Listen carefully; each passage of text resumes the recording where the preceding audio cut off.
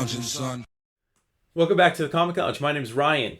I'm back to talk some comics with you guys, talking about one of my favorite titles, one of my favorite runs, one of my favorite characters of all time, one that doesn't get enough shine or spotlight, The Question. And this is the beginning of the Dennis O'Neil Denys Cowan Rick Mager run. And as you can see by the cover of this comic, written all over, and there's a reason for it. It's because I got this personalized to myself by Dennis when he was at a signing. I got 2 copies of the book, one for, like reading, and then one for, obviously, to kind of just have as a memento of the signing. And, I just absolutely love this book, so I didn't mind buying a second copy. I'm flipping through this one because for some reason I can't find the other copy I bought, but beautiful cover. This is Denys Cowan and Bill Sienkiewicz together, and what an amazing piece of art.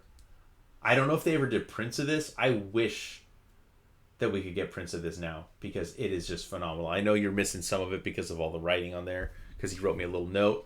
But this is a celebrated run. I think that it was a time when, as you can see, like the February Deluxe checklist. So this is part of their Deluxe line of books. There was, Legion of Superheroes, because there was 2 different books that were running at the same time. You got a New Teen Titans, which there was 2 Teen Titans books running at the same time. Infinity Inc., Outsiders, Watchmen. Watchmen 6 was coming out when this book came out. So this book came out in 86. I don't know the exact month, but I think it was late 86 if I remember correctly. But anyways, really great story. Definitely has the noir vibes. I love Dennis's art. One of my favorite artists of all time. I mean, he can do no wrong in my eyes. Everything. He helped found Milestone. Did a Deathlock book. He's done Black Panther. He did a Question book with Jeff Lemire a couple years back. And him and Dennis O'Neil together are like, chef's kiss. They are such a good collaboration. And obviously, I love Dennis O'Neil. I've talked about him on the channel too. So let's get into this. Take a place in Hub City.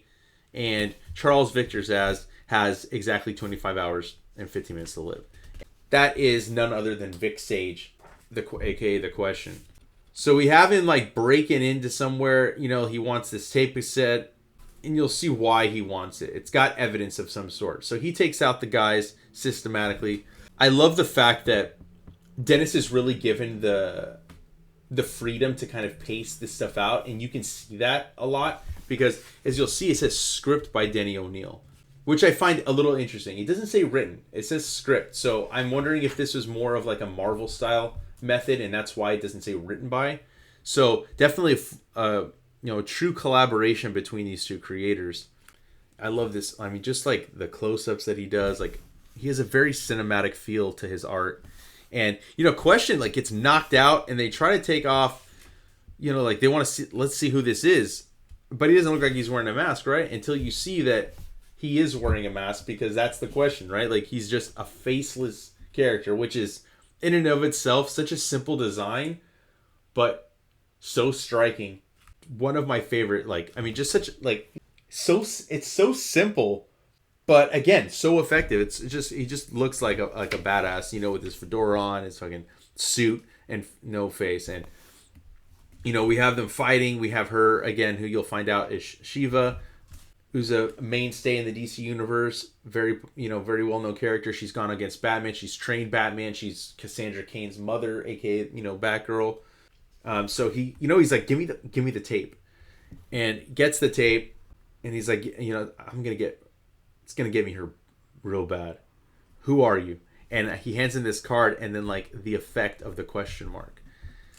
And she's like, you're half right. And then he gets in the car, fires off the gas, and he's able to take the mask off, which has this adhesive that goes straight to his face and can't be removed without the gas. Speeds down. The cops are trying to pull him over, and he just takes off.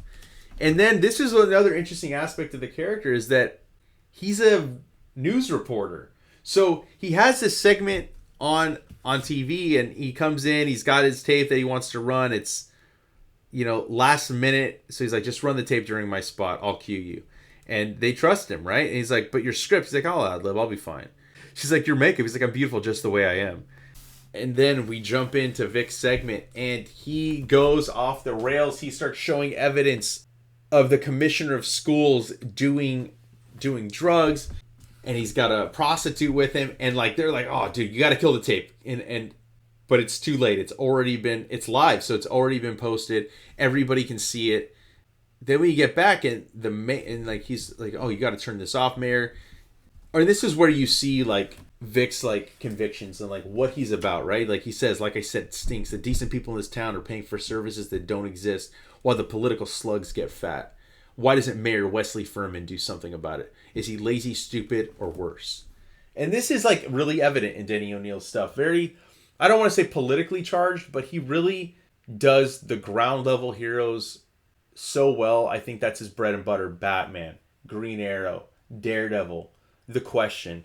And it's just like every project leads into another, and he just does such a fantastic job and like kind of putting, you know, his opinions but not feeling preachy at all, you know. And like I think that that's what makes his comic so special.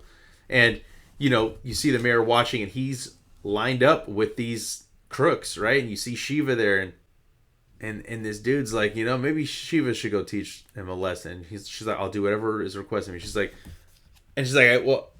like, provided I wish to. So like, she does stuff on her own terms. And he's like, well, I guess you didn't wish to lend a hand when we were getting our ass kicked. And she's like, yeah, I provide him for a fee, and I wasn't paid to do that, not to nurture the inept.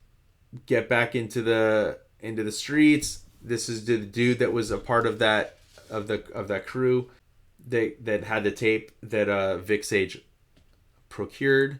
And then we jump in, and we get a little, you know, Myra, and you know, we get a little bit of the relationship she has with Vic. You know, and you know, his knuckles are bleeding from the fighting.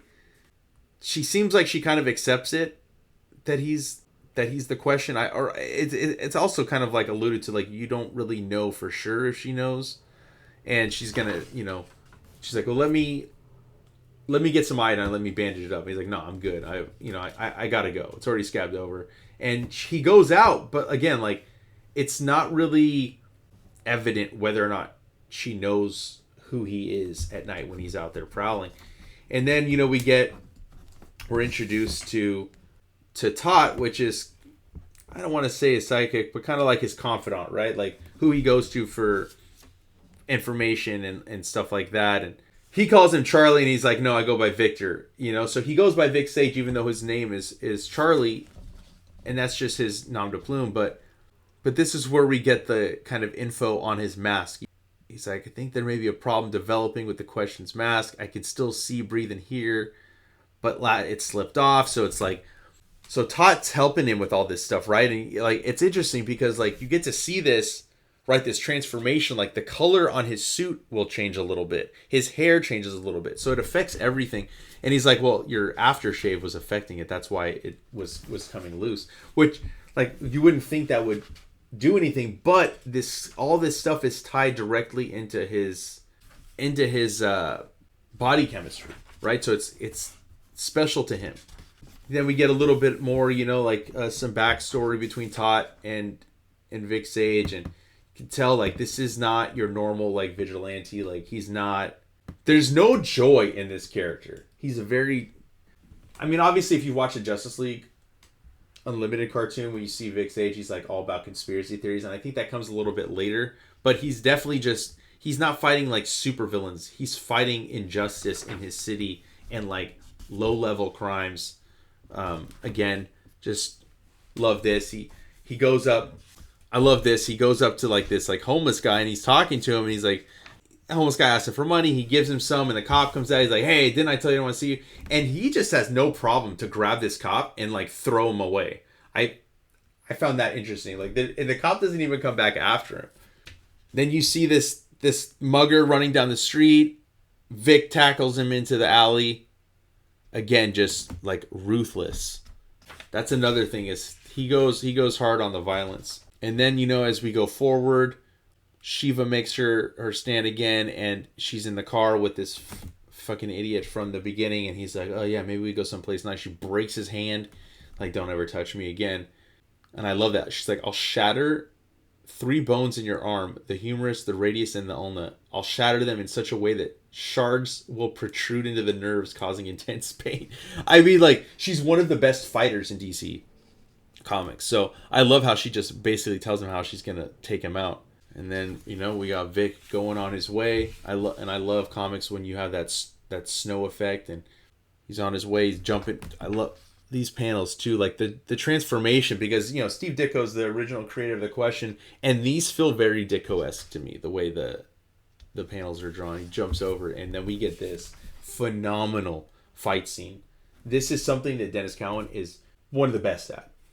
Choreographing fight scenes, these scenes with no dialogue on the pages, and like you can just, I love when an artist is allowed to kind of just like let it go. And you see no ground here. I mean, you see it here, but this particular, spread right here where he's talking to Shiva, and, they have their history between them, the snow coming and they're fighting, and she's like, looks like she's barely breaking a sweat. She's not even trying that hard.